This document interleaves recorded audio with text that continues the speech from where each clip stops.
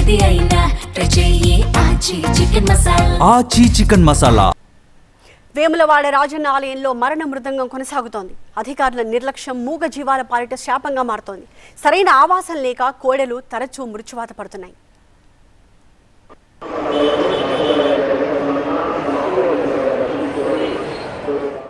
వేములవాడ రాజన్న ఆలయంలో మరోసారి కోడెల మృతి కలకలం రేపుతోంది. మంగళవారం 5 కోడెలు చనిపోయాయి. అంతకుముందు మరో 4 ఆవులు చనిపోయాయి. ప్రతి వర్షాకాలంలో కోడెలు చనిపోతూనే ఉన్నాయి.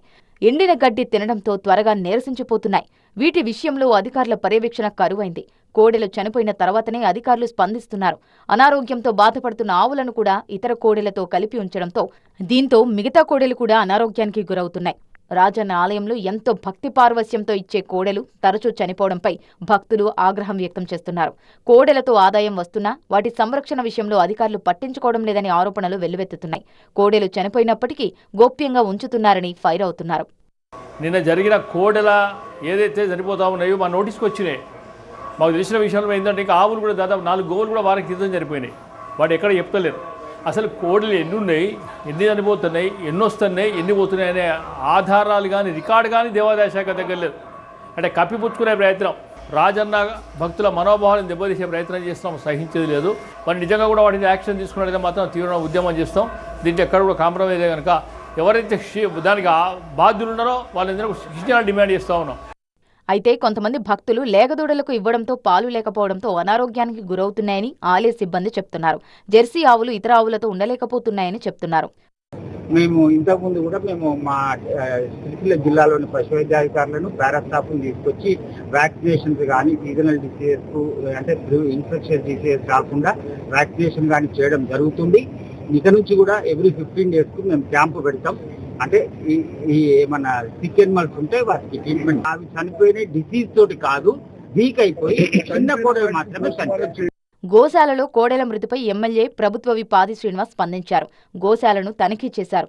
భక్తులు ఇచ్చిన కోడెలను 15 రోజుల పాటు క్వారంటైన్లో పెట్టిన తర్వాత మిగతా పశువులతో కలిసేలా చర్యలు తీసుకోవాలని సూచించినట్లు చెప్పారు.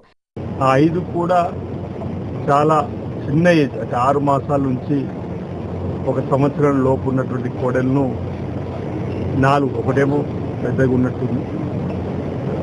ఏదైతే రాజన్నకు సమర్పించేటువంటి మొక్కును చెల్లించుకోవాలని చెప్పినటువంటి ఆలోచనతోటి పాలు మరువన్నటువంటి కోడెలను కూడా నిజకోడి రూపంలో సమర్పించడంతో ఇబ్బంది ఎదురవుతుందని చెప్పని ఇప్పటికీ అనేక ప్రసార సాధన ద్వారా వ్యక్తిగతంగా కూడా విడివిడిగా భక్తులకు చెప్పడం జరుగుతూ ఉంది. ఒక మిత్రులైతే ఈ మధ్యలో కారు డిక్కీలోనే కోడెను తీసుకొని వచ్చి ఇచ్చే పరిస్థితిని ఆ సందర్భంలో వారిని వారించే ప్రయత్నం చేసినా ఒకవేళ మనం తీసుకోకుండా అక్కడే వదిలేసిపోయేటువంటి సందర్భం కూడా ఉండడం వల్ల ఇలాంటి పరిస్థితి తలెత్తుందని చెప్పని ఒక ప్రాథమిక అంచనాకు రావడం జరిగింది. వేములవాడే శైవ క్షేత్రాన్ని దక్షిణ కాశీగా పిలుస్తారు. ప్రతిరోజు వేలాది మంది భక్తులు వచ్చి స్వామివారిని దర్శించుకుంటారు.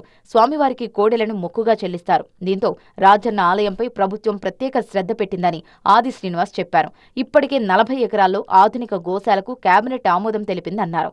ఆధునిక గోశాల ఏర్పాటు చేసి గోవులను అక్కడకు తరలిస్తామని, వాటి సంరక్షణ విషయంలో తగిన జాగ్రత్తలు తీసుకుంటామని హామీ ఇచ్చారు.